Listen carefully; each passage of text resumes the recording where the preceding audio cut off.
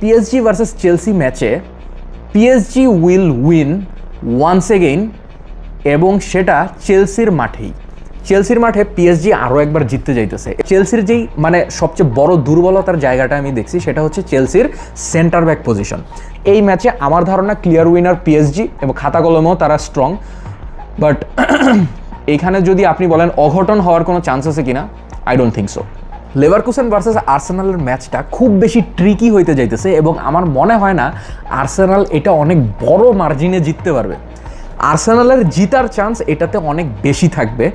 City versus Real Madrid, এই ম্যাচটা predict করা খুবই খুবই ডিফিকাল্ট। আমার যেটা স্ট্রং ফিলিং আসতেছে that is Real Madrid will win this match by 3-1 or 2-1 maybe, or maybe more.